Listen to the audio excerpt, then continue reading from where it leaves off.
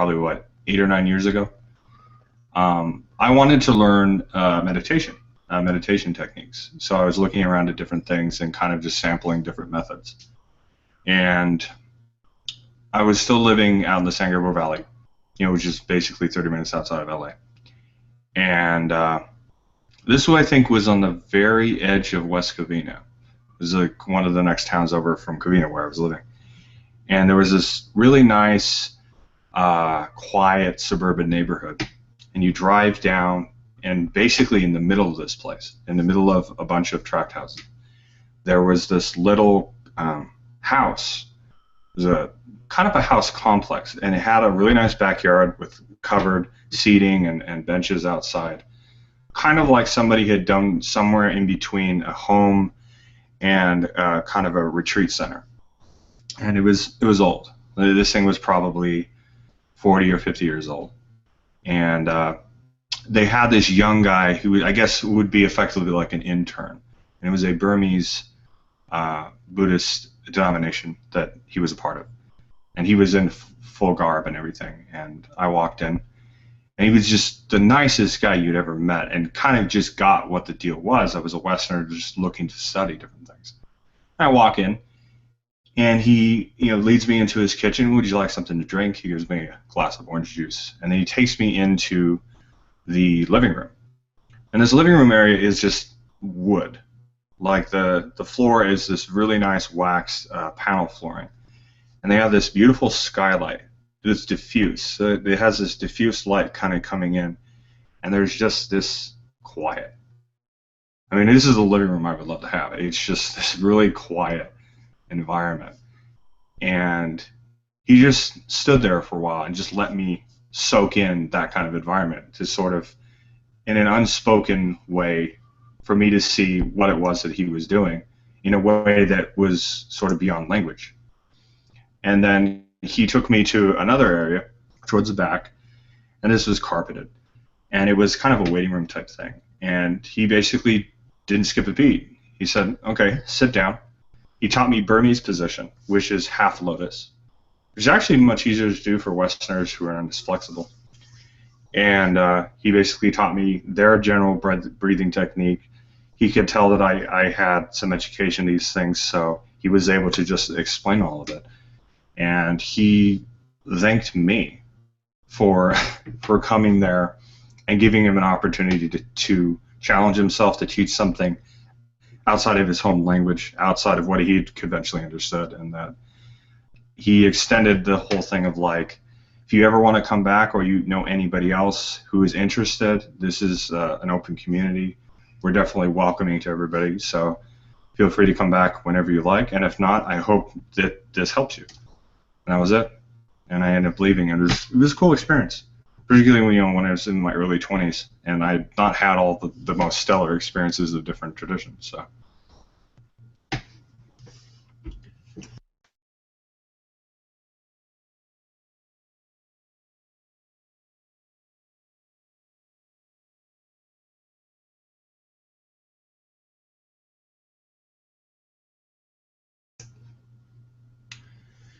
And on that subject, kind of a funny thing when you drive around a lot in different neighborhoods, you realize that there's a lot more in your neighborhood than you even realized.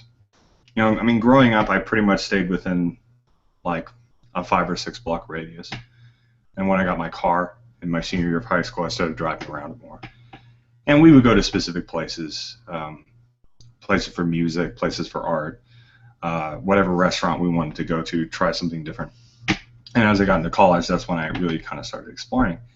And I realized within, a 2, 3, 4 mile radius that there were Buddhist temples, there were Hindu temples, there was a mosque and learning center down the street from my house. There was a, what do they call that? A New Thought church. And I didn't know what it was at the time, but I had been there previously when I took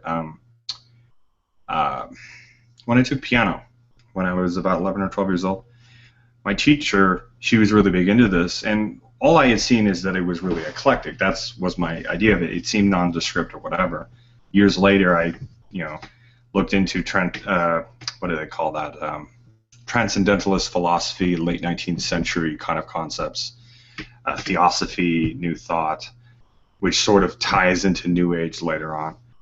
And it was just really interesting realizing that that whole complex in the back actually has a labyrinth. They have a hedge maze in the back. I thought that was kind of interesting. And apparently a lot of people that, I went to school with, and a couple of the teachers actually went to that place. So it's really interesting the kind of things you find out when you actually see your neighborhood more than, or experience it more than just see it.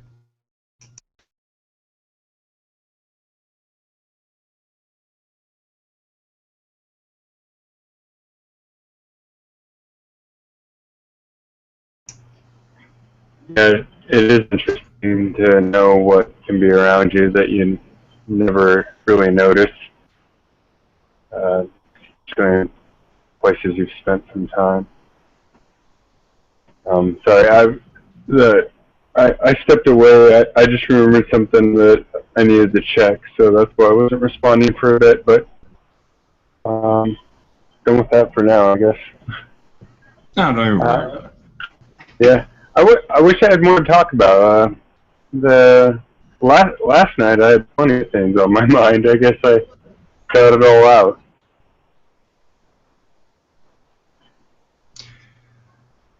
Another thing, living out further now in San Bernardino County, it's a sort of, they like to call this area like the exurbs, because it's kind of like the suburbs, but much further out, and it almost has like a completely different topography, but it especially has a different demographic. I've seen more diversity out here than the whole time I lived in LA County.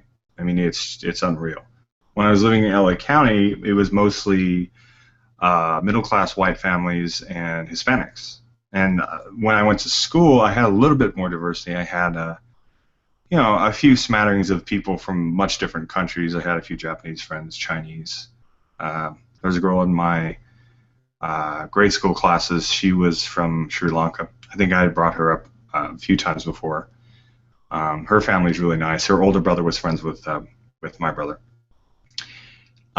But there really wasn't much more other than the two ethnic groups I mentioned. But living out here, I see tons. I see Persians, Armenians, and Hindus a lot more. But I've been seeing a lot more Muslims out here, which is kind of interesting. My first experience with that was kind of interesting was actually when I was still working as a meter reader for the water company.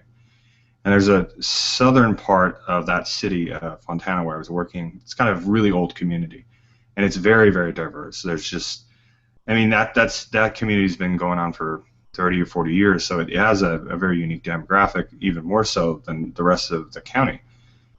But I remember vividly walking early in the morning. I just started my route, parked my car, and I was going to walk this huge trek. And as I'm walking down the street, I see this guy with his wife, and they're dressed in super traditional white Islamic garb. He's wearing this kind of like buttoned-up shirt. It's white, really flowy and open, with the sleeves go all the way down to like the middle part of his hand, and long pants, white pants that go all the way down, and white shoes. And he was wearing like a head covering, it wasn't a turban like Sikhs or some Hindus, but it was that, it wasn't knit quite as much like some of the African Muslims you see. I can't really describe it, but it was very cylindrical. And his wife was dressed in a little bit more colorful clothing, but she was wearing the hijab, and she was wearing also very flowy, very, very traditional clothing. Most of the Muslims I've seen out here have been kind of westernized. They wear the head covering. The women, they'll wear the head covering, but they'll wear pretty, trendy, modern clothing. Obviously not as revealing, but pretty much the same kind of stuff that, a middle-class white girl will wear, in her 20s or 30s. But every so often I'll see somebody who is ultra traditional, and it's unusual. Makes you think, like, are you the one house on the block, or do you have some buddies living in the neighborhood? When you see people randomly like that, you don't really know. It doesn't really necessarily mean anything, but does it mean something, you know? Because when I was living where I was, it was very compartmentalized. You would have whole neighborhoods that had a predominant ethnic group. There would be restaurants and markets that were specific to a certain culture, like Indian culture, or Chinese, or Korean, or Thai, or Filipino, particularly with East Asian and Southeast Asian, but also with Middle Eastern, Persian, Armenian, and things like that. But out here, it's a total mix. If I'm sitting at a cafe or at a restaurant, almost anybody could walk in. I've seen almost any kind of person you could think of walking in, and back to back. I mean, I could see a traditional Muslim walk in.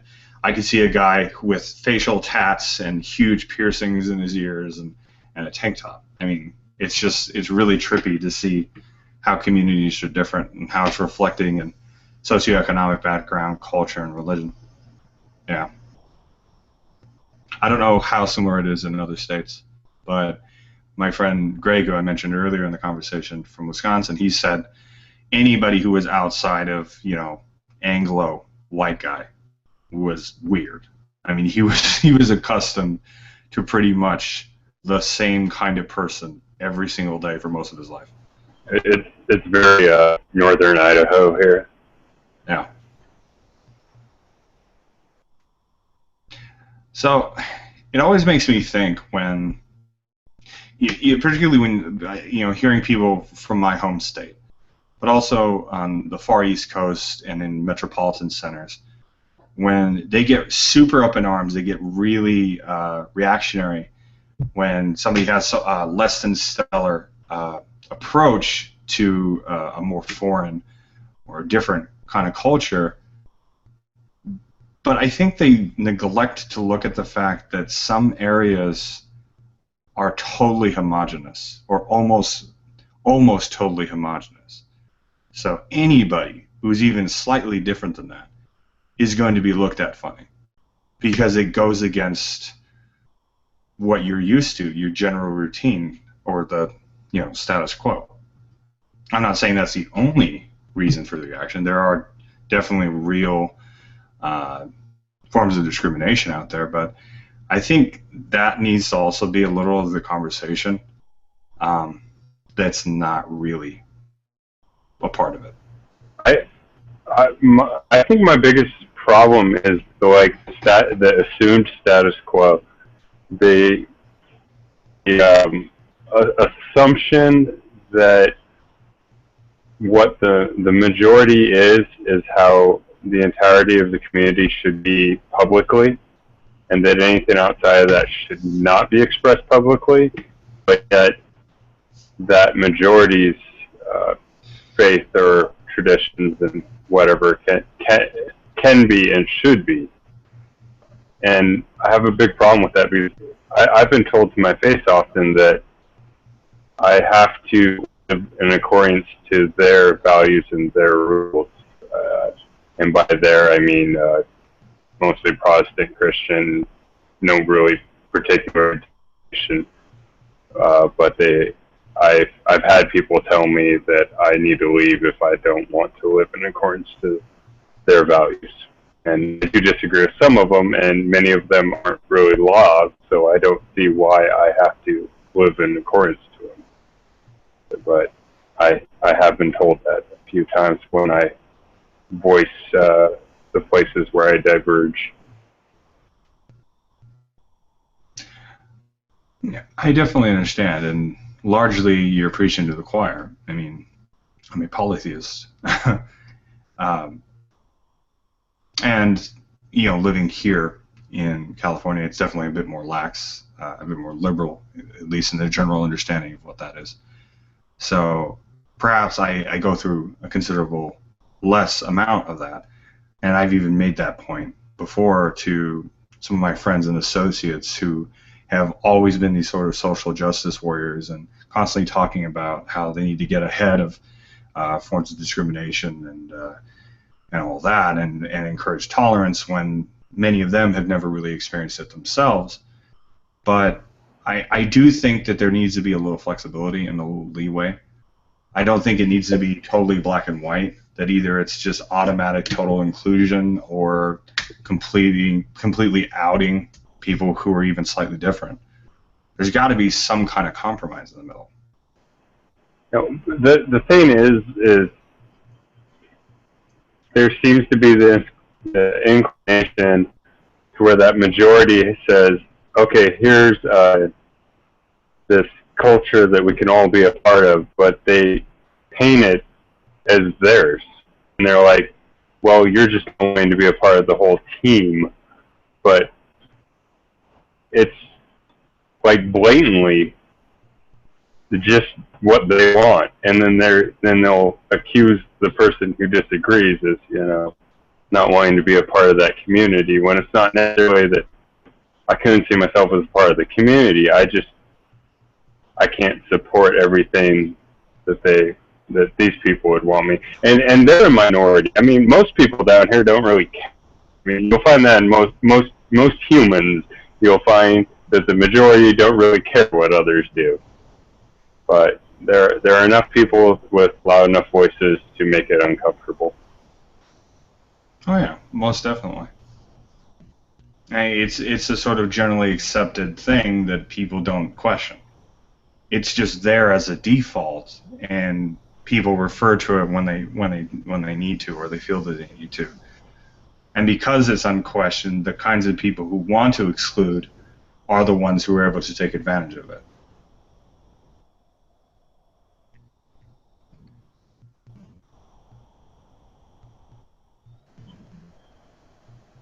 Yeah, I wouldn't say that I always voice my opinion, that I don't let some things slide, but there are certain things people can say that I know will trigger a response in me, that I can't help but say something. And when that happens, usually just the voicing the dissenting opinion is enough to make someone in a larger group say, well, if you don't like it like this, you can leave. So, yeah. If you don't mind my asking, when this happens, is this in a work environment?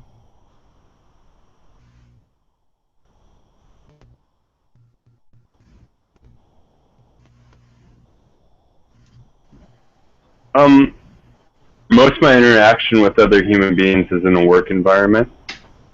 So I'd say that kind of skews it to where yes would be the answer, but not always.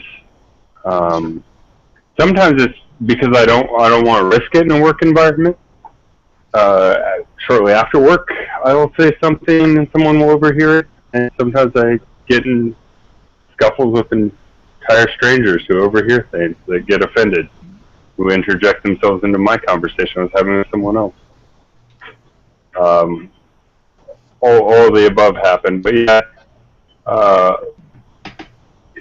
But just because predominantly most of my life is spent at work with people at work, so I would say that 80% of my human interactions are at work. Maybe 50% of these incidences are at work. Though my experiences are not, extensive with that, for obvious reasons, I do find that the people who are most confrontational on these sorts of matters tend to be in work environments, and particularly in working class work environments. Well, I can avoid these people outside of work that bother me. Sure. I have to kind of deal with them while in work. Yeah, I understood. It wasn't a problem in the last town I worked in. Same company, different town. The company itself has kind of a very Christian-y kind of leaning. They have their values as they state, and they seem to have a definite flavor of that. I mean, it's not like overtly religious or anything, but it just tends to value the same kind of thing. All of them are, my focus, but I can accept that. It never became like it is here, where they have this claim that, well, that's what it means to be American, and if you don't like it, you can leave the country, kind of thing. Whereas I would say that they're the ones being bad Americans if they knew what, in my opinion, what a true patriot would do. But of course, that's how you see your enemy. Well, I find that the kinds of people who say those things, they're doing so because they know they can't really do anything about it. They're just kind of trying to spite you by saying then get out, because they can't force you to. There was a time when people were, beaten. I mean, really beaten, like, for being different. And not to say that it doesn't happen now, but, I mean, it was a lot worse even 20 or 30 or 40 years ago. So, my experiences with that have been intermittent. I mean, I've had random people, restaurants, cafes, on the street, when you'll get somebody who's really like a fundamentalist who will go up to me, particularly, if I'm with somebody else, a friend or whatever. But it usually goes quick when they realize that I'm not having it. And I'm usually able to keep my composure. Once in a while, I might get a little aggressive. But once again, probably because of my area or just luck, my experiences have actually been contrary to that. A few months ago, as an example of it, I was with my friend Tim, who I may have already mentioned before. My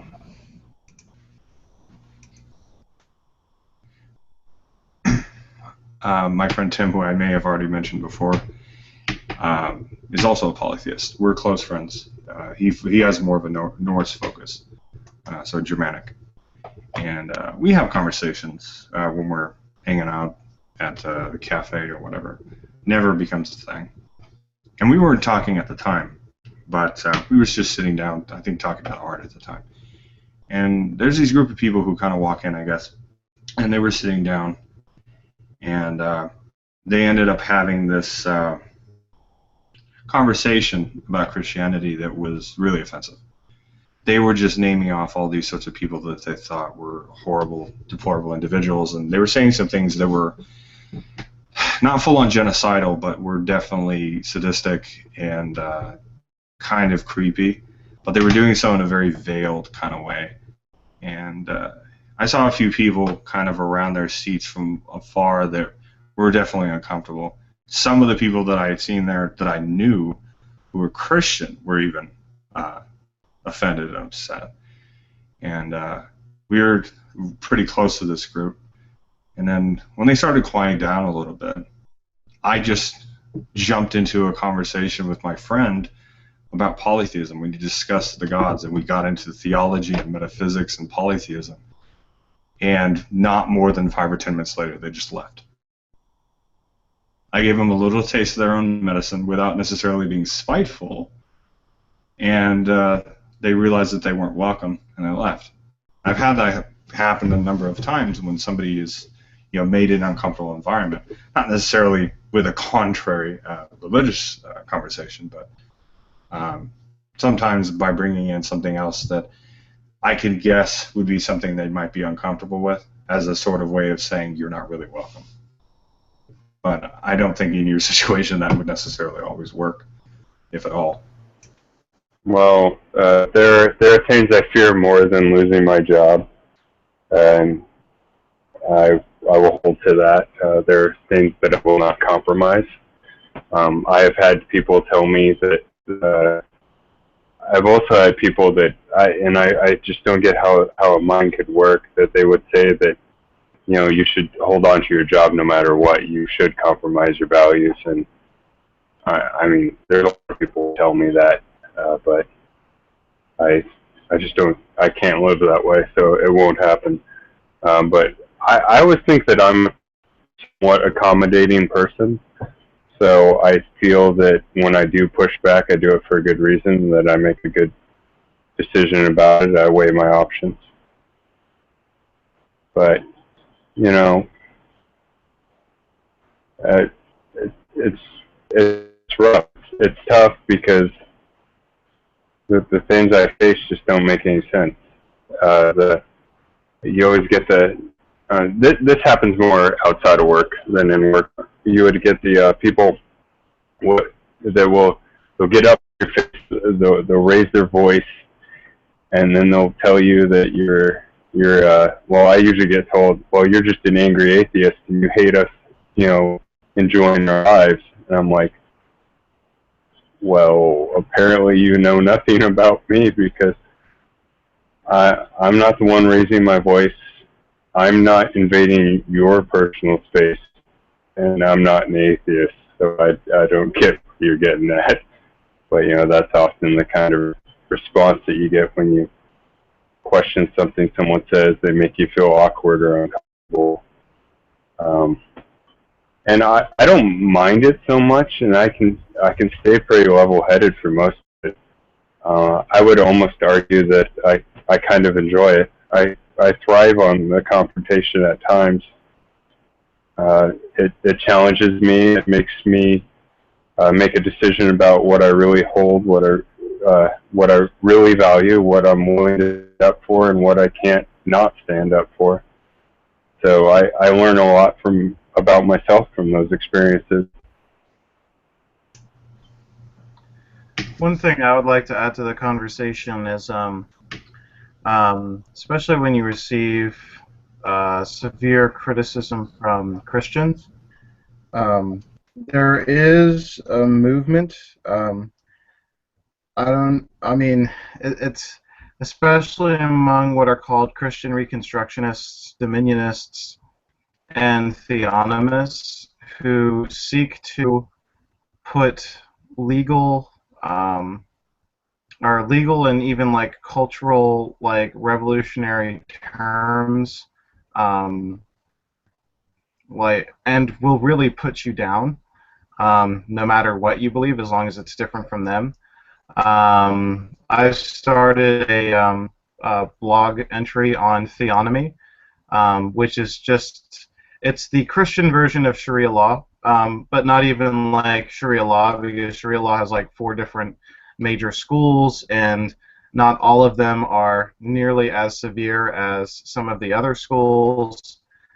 But basically, it's a system of religious law that is sought to that these people seek to implement in American court systems. They would like to see the stoning of adulterers and things like that. I mean, and they're serious about it, and it's frightening. And so I've written, spoke out against it in a recent blog entry, and I'm going to be doing a 5-part series on why theonomy and Christian Reconstructionism and Dominionism really misses the gospel. They don't understand their own religion, and I'm going to seek to prove them how they don't understand their own religion, especially from a Calvinist Reformed perspective, which is supposed to focus on God's grace, not your obedience to the judicial law of the Old Testament. So I just want to throw that out there. There's a lot of perspectives that are at work, and you shouldn't, just generalize based on your experience with one group. All those other groups would not be a concern of mine. If you're not trampling on my liberties, I'm not going to bother with yours. Well, it was like I was saying earlier, with the idea that this sort of hostile environment and this kind of rigid, radicalist kind of Christianity finds itself in working class a lot, is because some of the socioeconomic and psychological reasons why people are drawn to this variety of Christianity, if you can call it that, they very much dovetail with the kinds of jobs that they end up getting. These kinds of people that I've interacted with, in the vast majority of circumstances, they don't have good lives. They just straight up do not have good lives, and largely these are people who hit rock bottom. They either go into some kind of recovery system and use this as a crutch or as a new drug for them to take the hit for them, or they had a bad family life or whatever else the case may be. Not to say that I'm trying to justify it, but they're losers completely. The kinds of people that I've interacted with who are traditional Christians, who have some measure of success, who value their family and value living in the world and being civil and respectful, they're not this kind of group, and they lead their lives very differently. But the unfortunate thing is because of the sorts of circumstances and the sorts of things that are attracted by this mode of thinking, they usually aggregate in specific places. Sometimes in an entire business, particularly like the sort of, and it is a bit of a stereotype, but there's some truth to it, a family-run organization where everybody's friends with one another, who everybody got their job from some friend who got them a job, who got them a friend, who got a job. So they dominate that environment, and nobody else is allowed in. And it's funny because sometimes they try to do that. They try to put themselves into a job and make everybody uncomfortable. My friend Tim is a perfect example. He works stock for a grocery store at night, or overnight stock. And there's one of the managers. She is super like, I think she does, what is it called? Calvary Chapel. I think that's her thing. And she plays a particular radio station that's out that way. She blares it. Whenever she's in the stock room, she puts her little dinky radio and has the stuff blaring. So regardless of everyone there, she's going to make everyone uncomfortable. There's a black guy that works the same shift he does, who's Baptist. There's a Jewish guy, a young kid who's probably about 19 or 20, who's there. She doesn't care. She doesn't care who she makes uncomfortable. She's just going to be loud and annoying. Pentecostal. Yeah.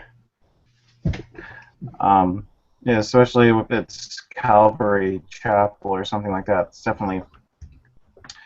And they have their own view about the world because it stemmed from how they view the world. Within the Pentecostal tradition, you view culture as tangibly evil or tangibly secular versus tangibly good.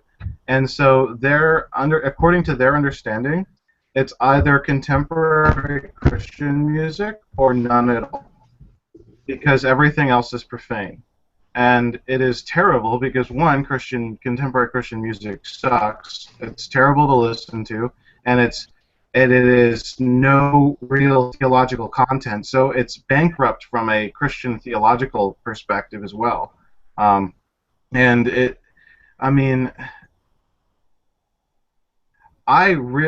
also creates a dualism in culture that is more akin to Platonic thinking, where you're separating the spirit and the flesh, or I guess how the church has adopted Platonism in their own dichotomy, instead of a Orthodox Christian view, which would not make such strict separations.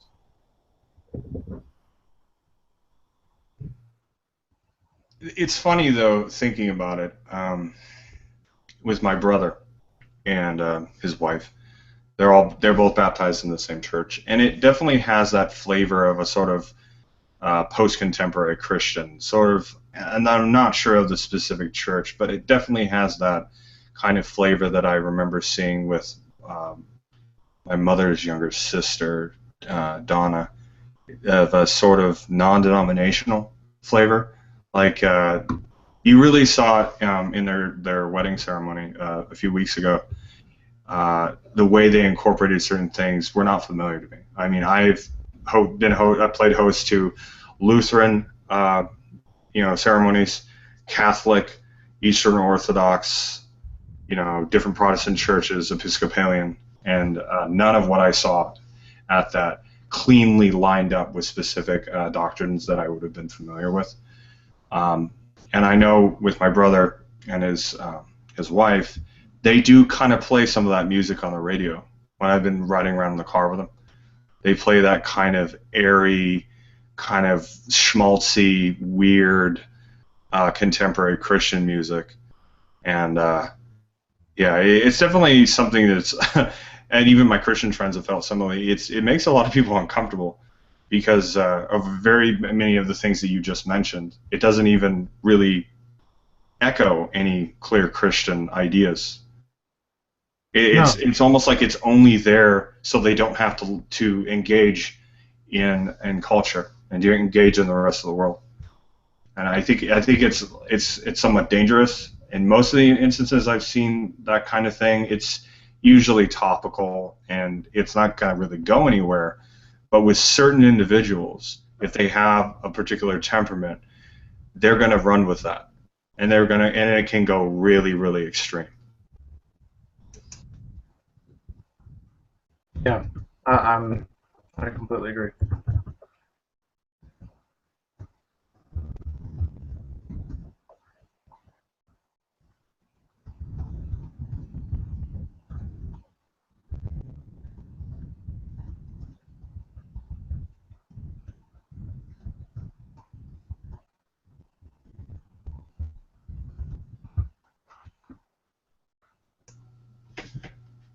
And speaking of that, it's weird, considering what we've been talking about that kind of variety of Christianity, with the relationship that I have with my brother. It's been really good over the last couple of years. It's taken a while to get to this point. I remember we were at each other's throats when we were younger. But I do sometimes feel a bit of concern because he's been increasingly becoming more involved in his particular church, and it sort of fits along that stereotype of somebody who reached a certain point in their life that was rather negative and eventually came to it, which itself is not necessarily a negative thing. I've seen people from various different faiths who have a life-changing event, ultimately one that's pretty negative or sorrowful, that motivates them to turn to faith. That's not all that bad at all. But I sometimes wonder if I'm going to be sitting here 5 or 10 years from now having very much the same kind of concerns that Avern is having with the people he works with. And maybe that relationship won't be as good as it was before because of my brother's progression. I don't necessarily think it will, and obviously when you have a family member, it's a little different than a coworker. I sort of think that there's somewhat less of a filter with a stranger than there is with a family member, but sometimes it's quite the opposite. So I sometimes wonder how that's going to work out. What makes it really uncomfortable is when you have family members that are even less tolerant. Well, not of me, because, they see me as family, but less tolerant of some people who are different, and particularly faith. I get family members that are, they think that the best solution to solve all the world's ills are to, lay waste to the entire Middle East, kill every man, woman, and child. And they'll say that casually, just in front of everyone, and I'm like, and people don't correct them. The people don't say anything, and that's what's really disgusting. And then I say something, I'm the bad guy. It's gross. I also have family friends, generally older people. They'll say things like, what, the cure of poverty would be if we just let them die. Because they can't be poor if they're dead, and that's what the poor deserve. It's the wages of poverty or death. It's natural. You know, they'll say things like that. It's just, The things that I've heard my brother say, either at me or to somebody else, and I've been in the room, they've not necessarily been that extreme. Well, there have been a few things that have been rather negative that I've largely just ignored and kept my mouth shut, or smiled and nodded, or just said, "Oh, okay, all right." An example of that was a couple weeks ago, shortly after. Actually, no, it was a few days before the wedding, and we had spent some quality time with each other. And we were driving home, and he was saying some things to the effect of, here are the problems with modern society, with men in general, and here is a book by some Christian author that I read that highlights this sort of issue. And he was saying a lot of things to the effect of, what I'm doing here with my religion is the solution to all of that. And if only people come to my understanding, then all of those problems will go away. It wasn't quite as crazy as I've just described it, perhaps. That's a little of me kind of poking fun of it. But it definitely had that sort of content of, really? Do you think life is that simple? That's all it takes? There's a lot more to life than that. But I don't know.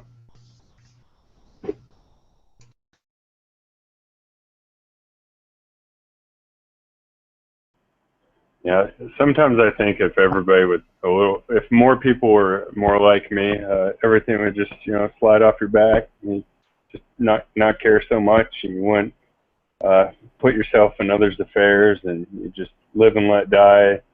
But then I think to myself, that'd probably be a really boring world to live in, after all. You know, not very exciting. So sometimes I'm glad there's not a whole bunch of me. Yeah, I think it's somewhat healthy sometimes, though, to I mean, you want to think that the ideas that you've arrived at are the right ones, and naturally you want to see the ideas that you strongly hold to be increased in the society in which you live. But yeah, that sort of wanton, disregard for others is really nonsense. Um, I mean, I often joke though, that's, there's some world problem, I'll just, well, that's why everyone needs to become a Reformed Presbyterian like me. But, it's not a real solution. It's more,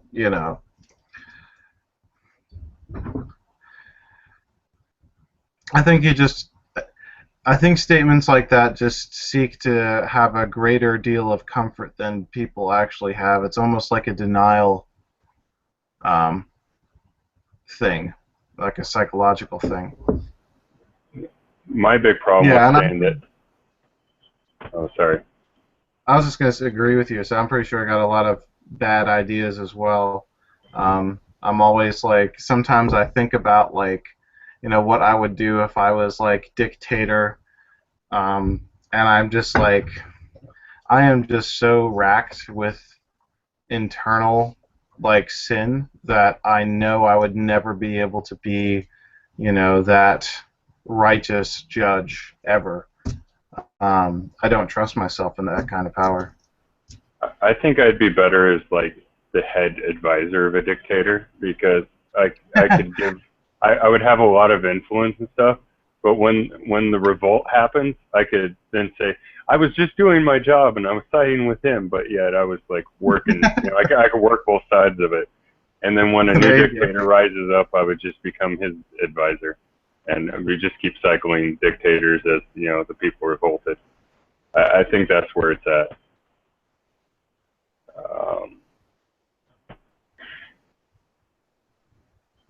But yeah, I think the problem with saying that everyone needs to become whatever is when you've declared yourself something, it doesn't necessarily change anything in the way you live. I'd rather say that what people should do in their lives, and not necessarily even what you should do, but what you should focus on, what you should value, what you're moving towards, what your goals are, things like that. I generally put a focus more on that, and I don't really care what people call themselves or what labels they give themselves. And I honestly don't think that any God worth worshiping or anything, that any just being would demand us to want to just be saved by a label, or that your loyalty alone is enough, or just giving them your word. I've never liked that concept, and a lot of people kind of hold to that. As long as you're part of the team, you reap the benefits.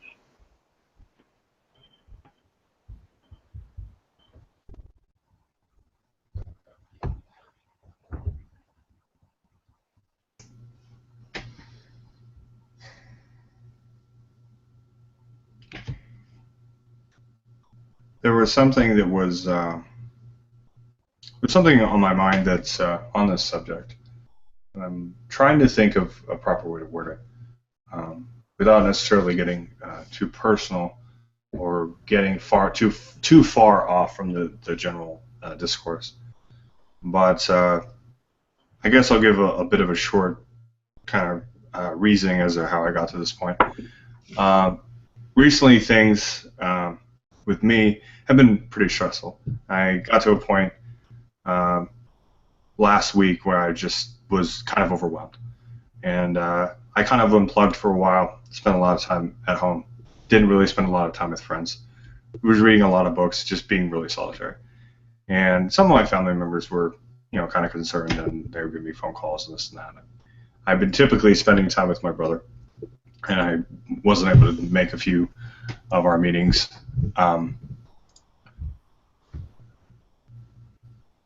But as I've had time to reflect on it, and this conversation has occurred, it's kind of shed light on some of where I was coming from that.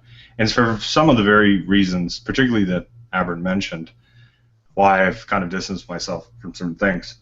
But it's not just necessarily people who are ultra-religious, family members, where there's that sort of dicey relationship where I don't want to say something that could potentially be offensive, largely because I come from very different tradition, different sexual orientation, lack of a better word.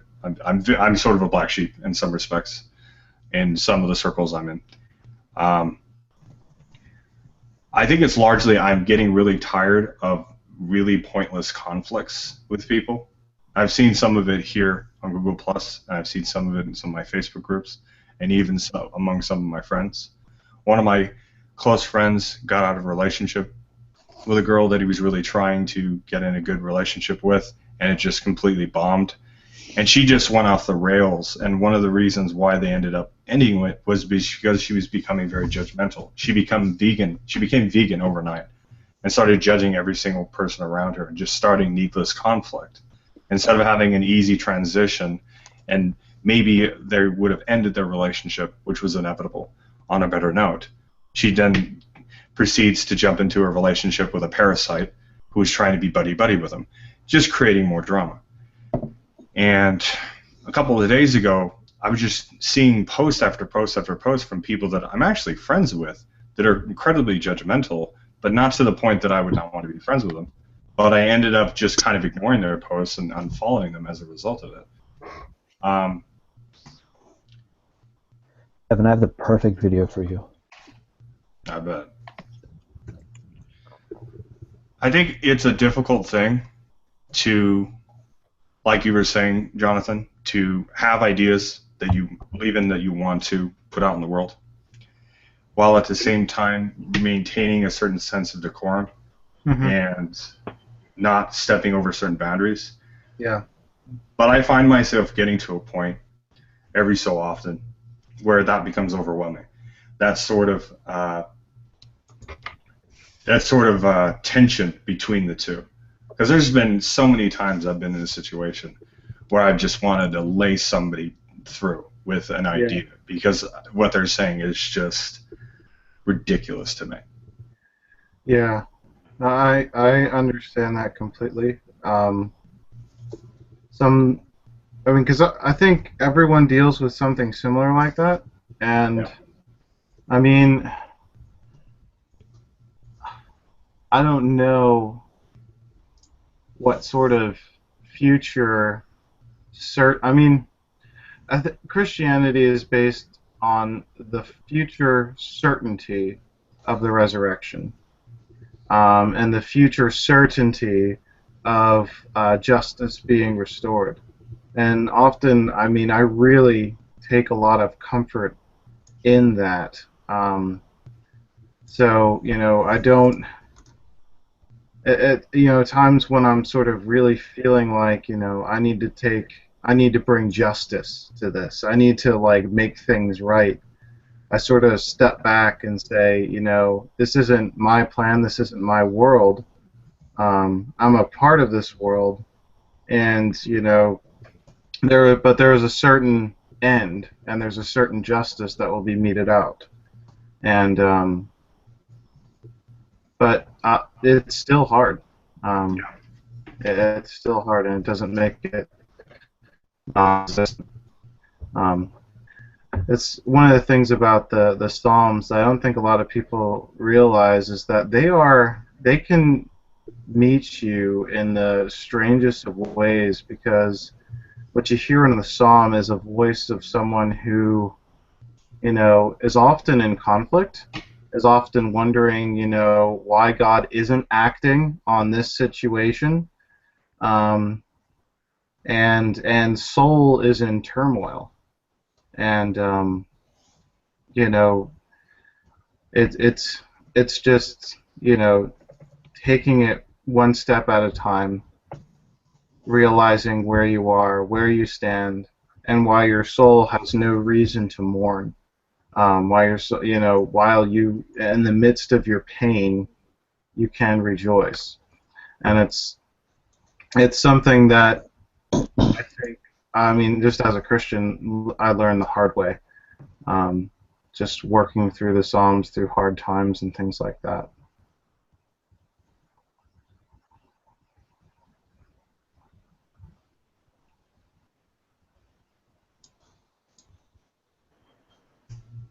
That was very nice.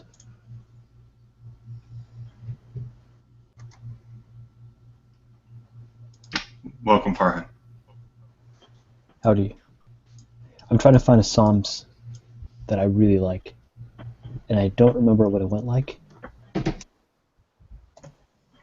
I honestly really miss vegans on the internet. They were the funnest.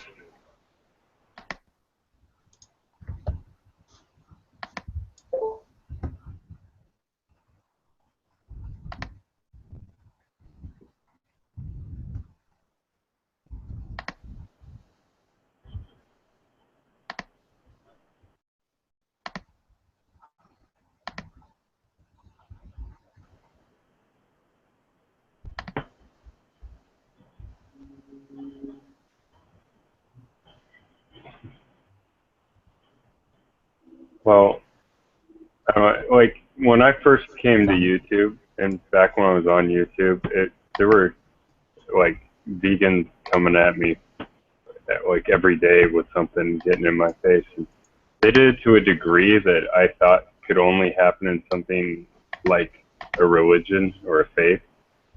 And then I think they even like they surpassed like when I said something that would enrage a Christian or a Muslim or whoever. They were even more vocal, even more vile and nasty than anyone in any other group. And I thought it was such an absurd thing, someone's diet to be the thing that they get so fired up about. But Yeah, we take I that have the same thing. I work with a lot of people who are vegans, vegetarians, all these different things, and some people who just go dairy-free, and they are so almost mean-spirited at times, and really hammering home the value of a vegan lifestyle. And I'm like, yeah, I've been there. It's just not for me anymore.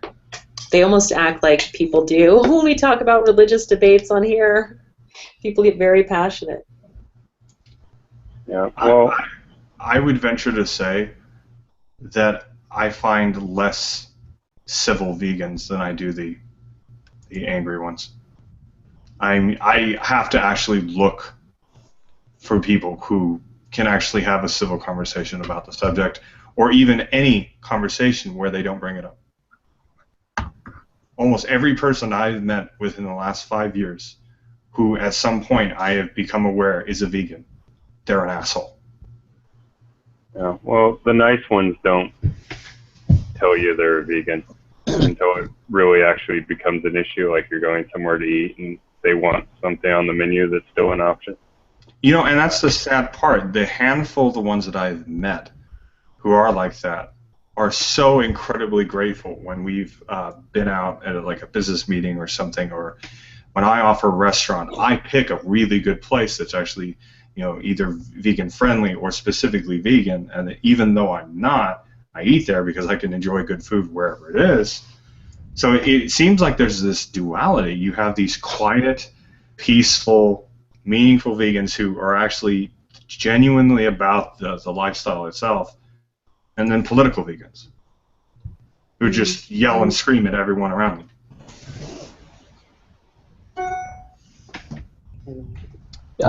John, you were going over the Psalms. I was gonna. Have you read Psalms 22? Maybe you Yes, haven't. I have. Yep. Maybe you have, but I really like it a lot. I read it a long time ago. Yeah, Psalm 22, the first verse is, my God, why have you forsaken me?" Which were the words that Christ uttered on the cross. Right. And it's yeah, it's a good one. My God, I cry out by day, but you do not answer me, by night, but I find no rest. Yet you are enthroned as the Holy One. You are the one Israel praises. You are our ancestor. You are the one. You are our ancestors put their trust. That's kind of strange English. They trusted it, and you delivered them, and they cried out and were saved.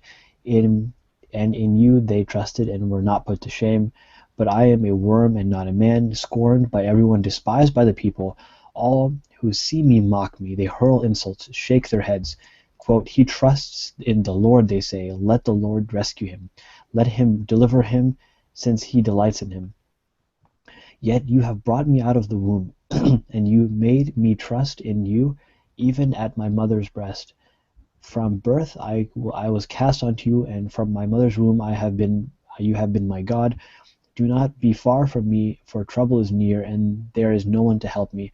Many bulls surround me. Strong bulls of Bashan encircle me. Roaring lions that tear their prey open their mouths wide against me. I am poured out like water, and all my bones are out of joint. My heart has turned into wax. It has melted within me. My mouth is dried like the potsherd, and my tongue sticks to the roof of my mouth, and lay me in the dust of death. Dogs surround me, a pack of villains encircle me. Their piercings my hands and my feet, and all the bones are on display. People stare and gloat at me. They divide my clothes amongst them, and cast lots for my garment.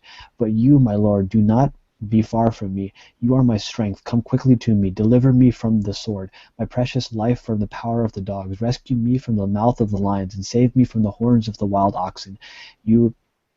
I will declare your name, and to my people and in the assembly I will praise you. Should I read this entire thing? I'm sorry. I just realized I went on a rant. No, I understand, and I mean, like I said before, this psalm really precipitates Christ on the cross, the piercing of the hands and the feet, the my God, being poured out like water, bones out of joint. It's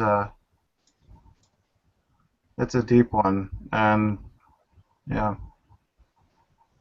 The one I was struggling, or the one that was looking for wisdom in, was 43, which is, vindicate me, O God, and defend my cause against an ungodly people. From the deceitful and unjust man, deliver me. For you are the God in whom I take refuge. Why have you rejected me? Why do I go about mourning? Because of the oppression of the enemy. And then it's a plea, send out your light and your truth, let them lead me, let them bring me to your holy hill and to your dwelling.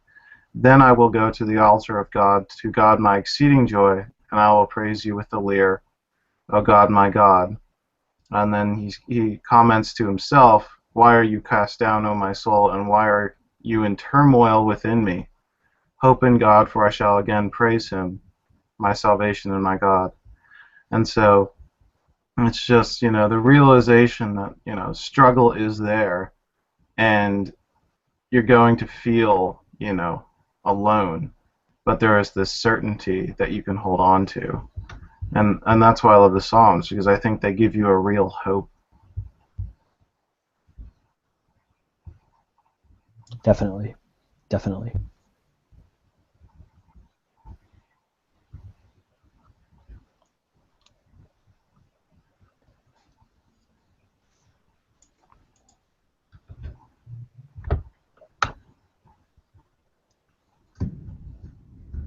There is a video that I want to play, but it's total 10 minutes, but I wasn't going to play the entire 10 minutes. It's like maybe 5 minutes, but I don't know if that's appropriate for a chat room. I don't know if we can because we're live on air. Oh, it's a YouTube video. Yeah, I know. Even then, really? Yeah. Well, whatever. You can always post the link. Yeah, I'll just do that.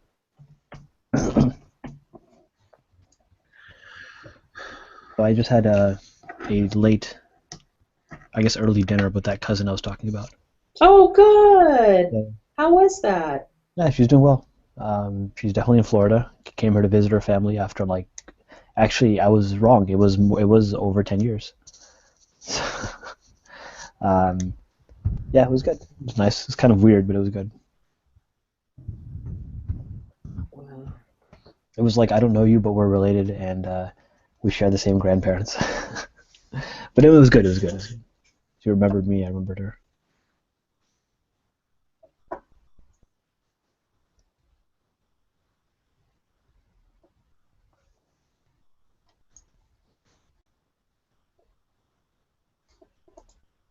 Wow. That's cool.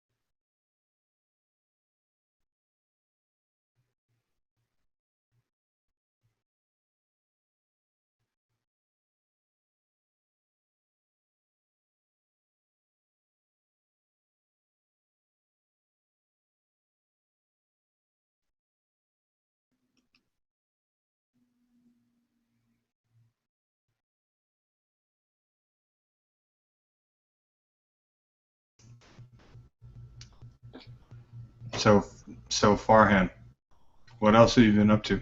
Hadn't heard from you in a while. I've been good. Just sorry, allergies are kicking in. Started a new job, and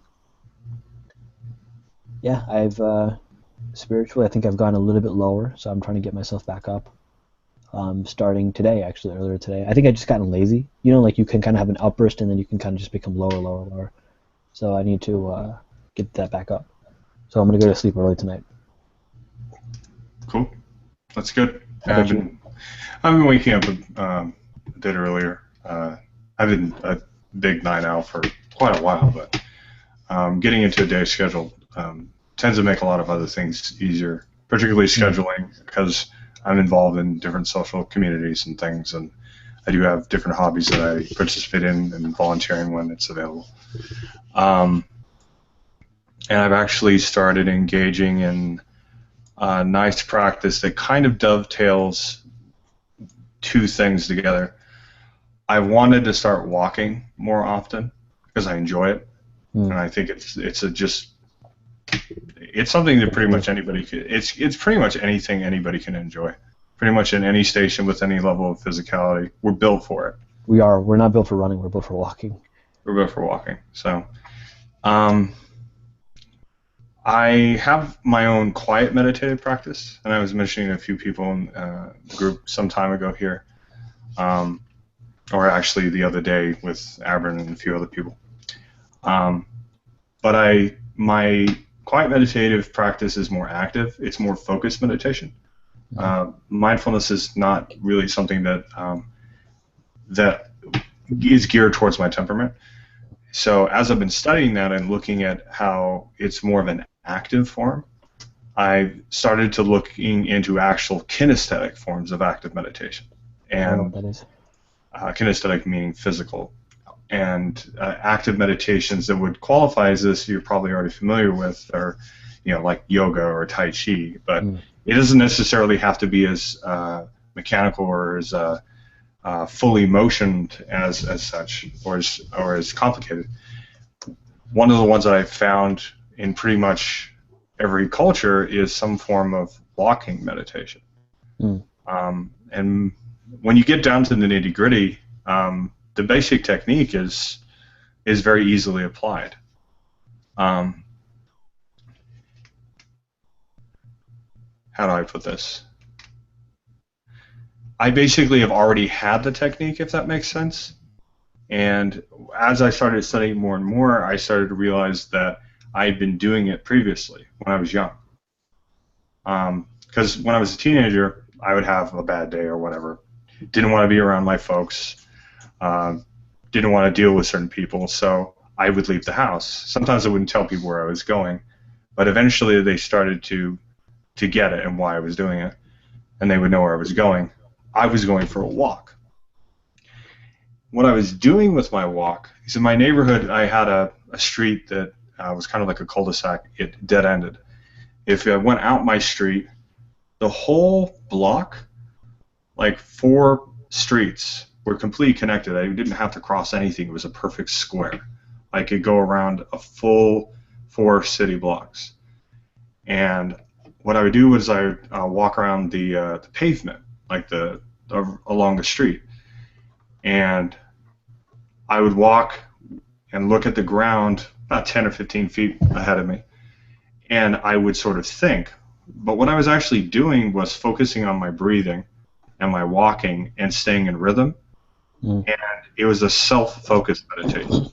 I was focusing more on my body and what my mind was telling me, and my breathing, and my step. And every time that I would do that, after I made 1 or 2 or 3 cycles, I would immediately feel better. And all the techniques that I've read up on recently basically reflect the idea.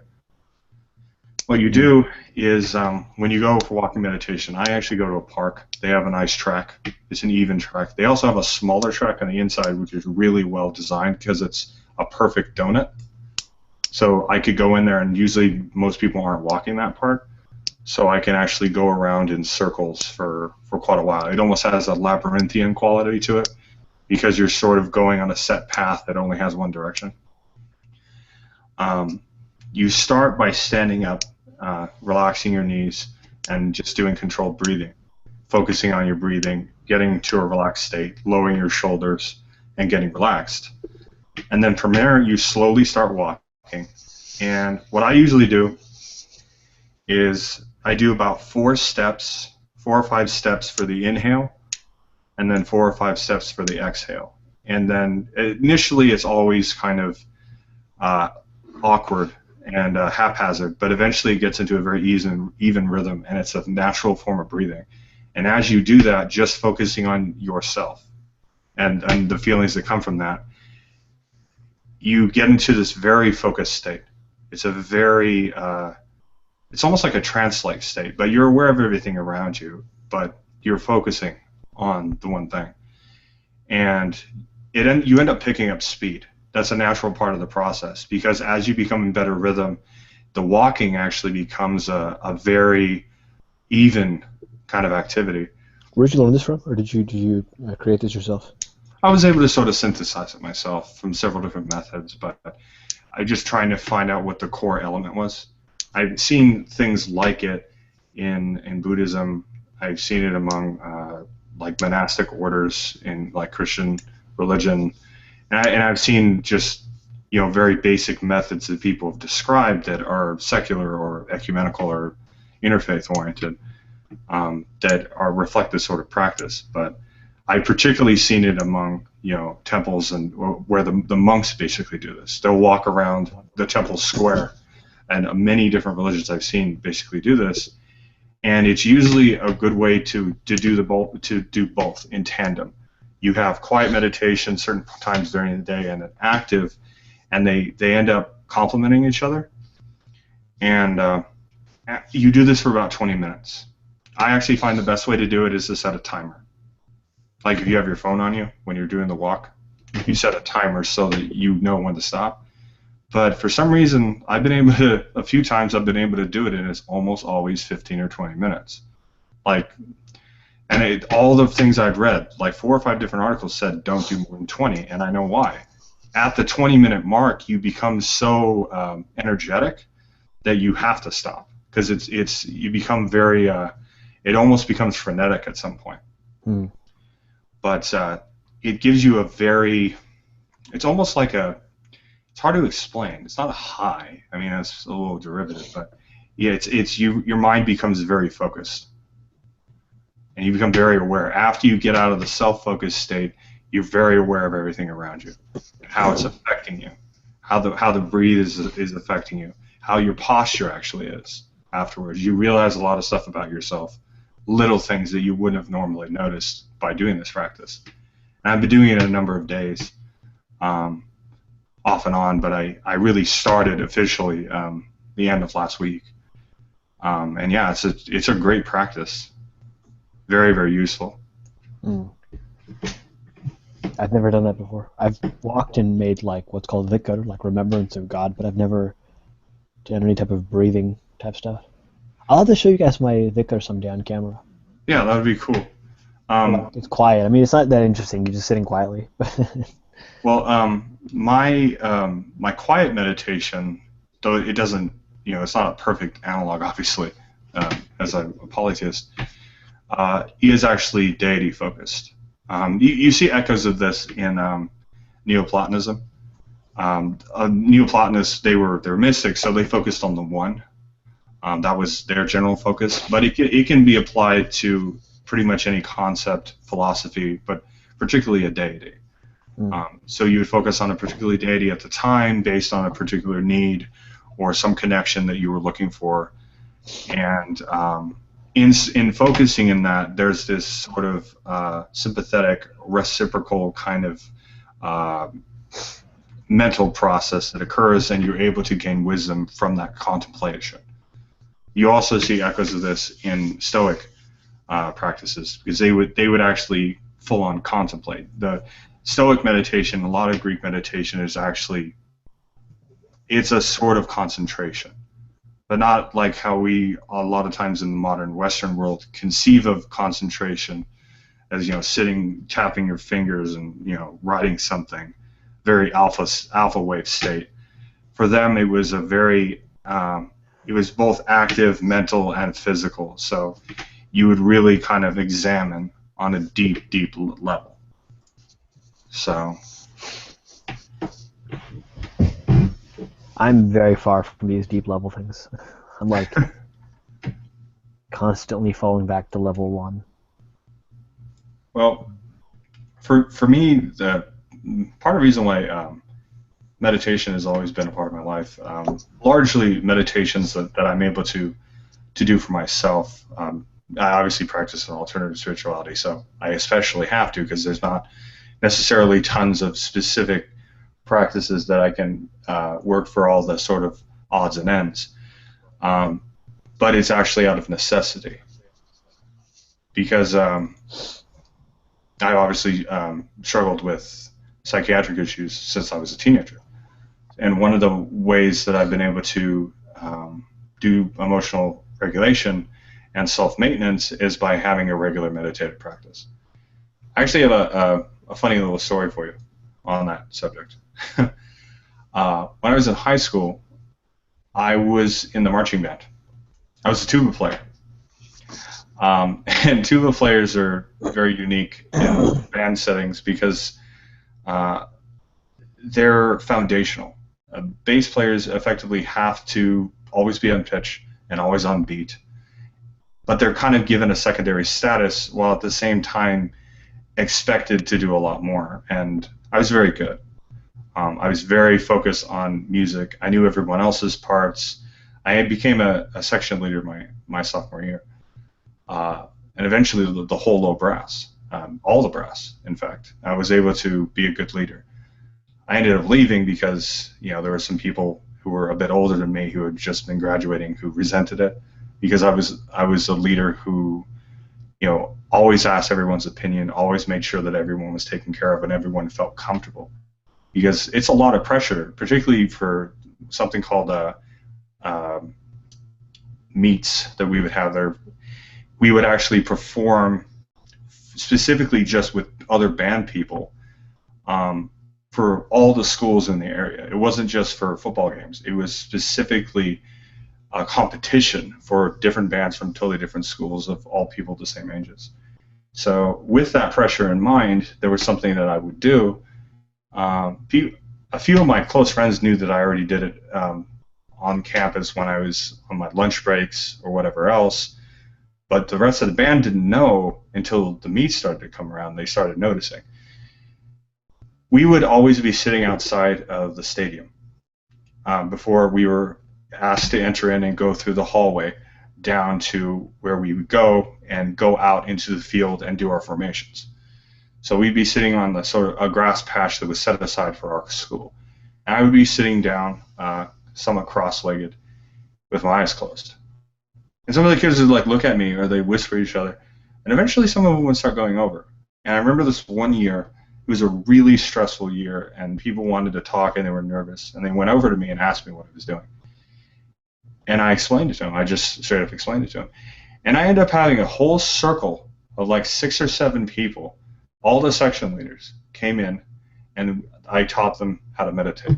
I gave them a very basic meditation technique, and they were all, yeah, in high school, a bunch of 15, 16, and 17-year-olds, and every single one of the section leaders was super calm after that, and we had a great meet. We ended up getting second place. So I had tons of respect the whole time I was there. It was weird because it was a kind of weird respect because I was so unconventional. It was like they respected me but also feared it because most people didn't study that stuff. And I was the kid in the psychology class who got an A++. I knew the material so well, and because I did tons of study outside of school on my own. So it was kind of weird, my experience in high school.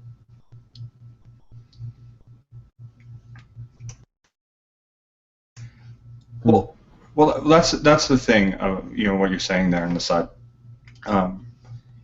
It's not necessarily breath focused. Breath is just one of the foundational elements of meditation. It helps to maintain the state. I mean, there are ones that are a bit more focused, but generally it's to help you to get to a point of stability in the practice. The breathing that I do is something called Threefold Breathing. What that is there's an inhale, and there's a hold, and an exhale. And I liked it when I explained this to people. I've taught people to meditate. It's kind of like going up a low hill.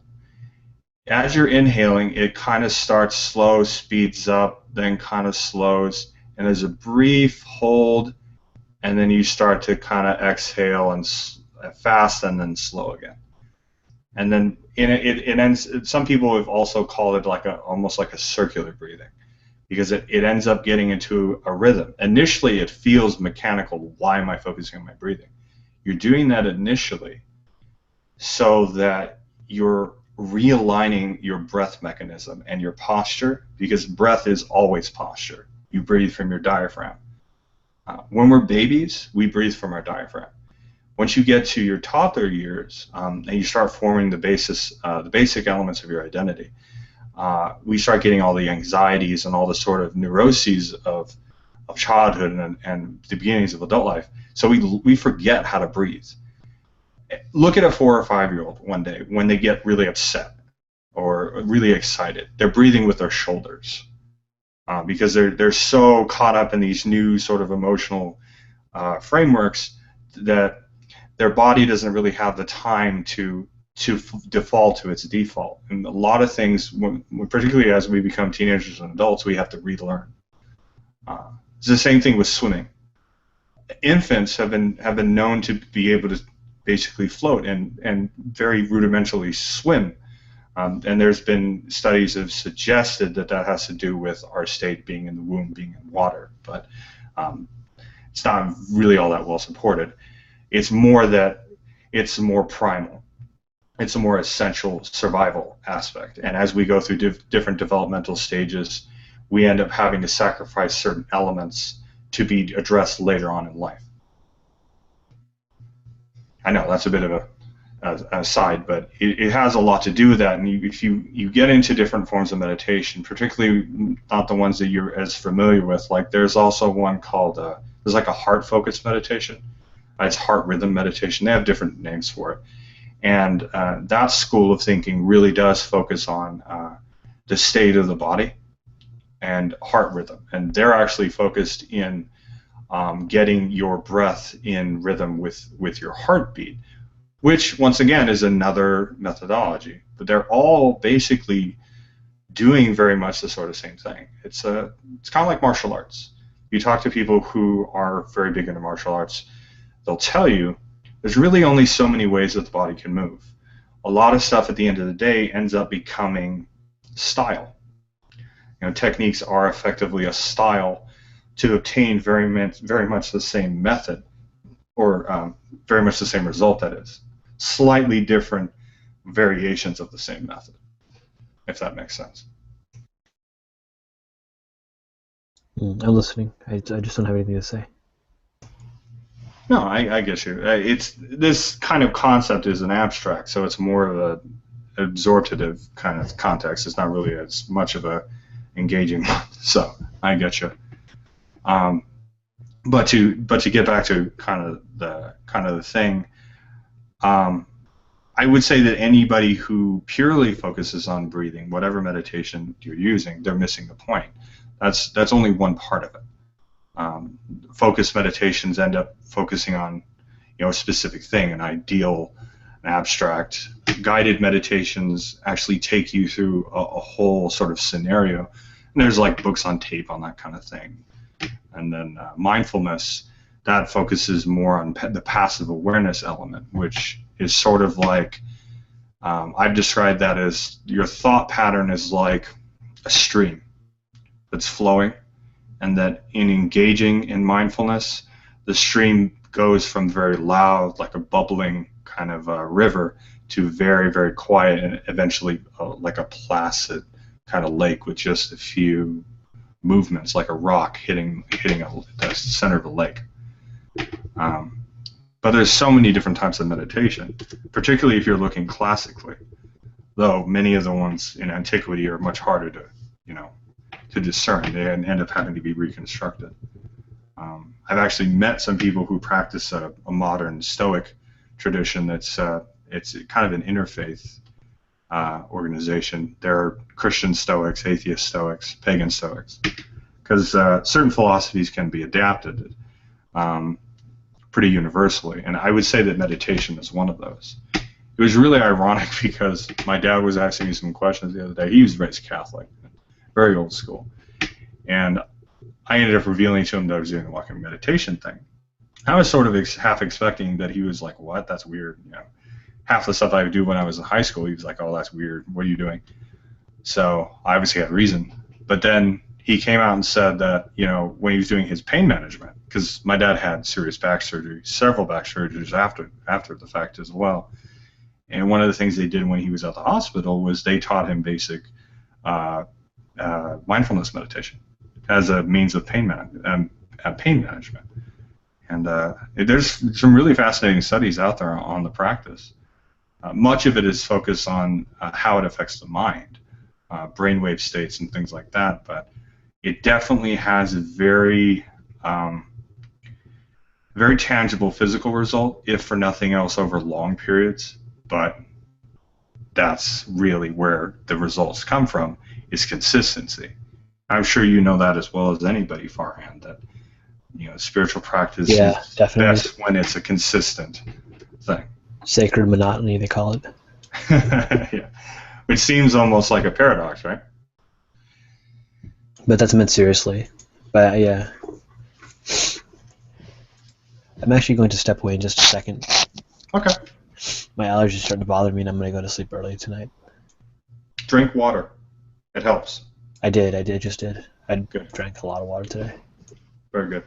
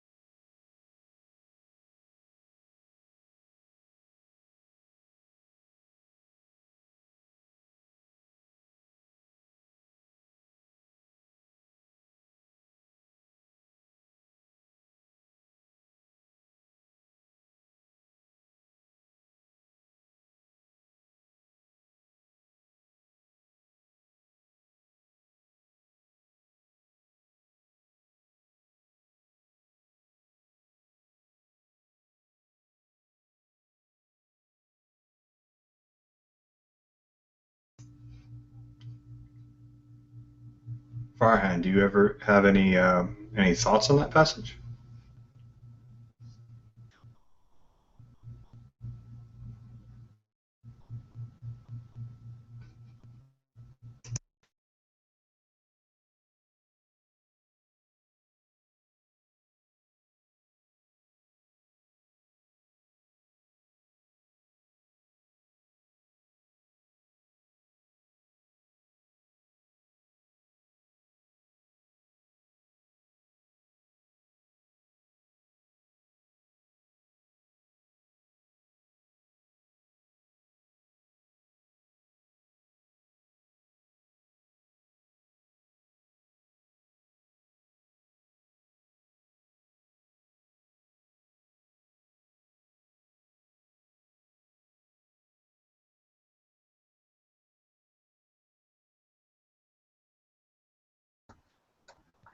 Did any of you see the speech that Netanyahu made to the U.S. Congress?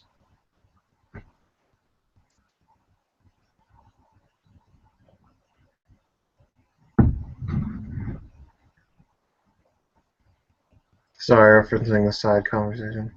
What did you think, Reuven, when you saw it?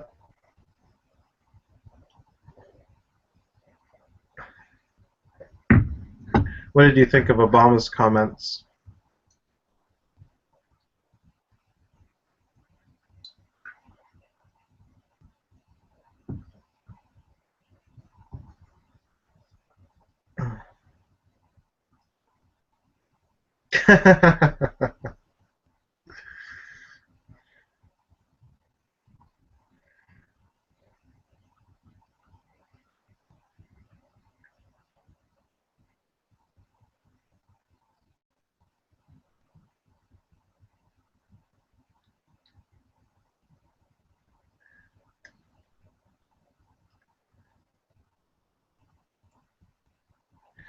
Yeah, I get the feeling that there's like this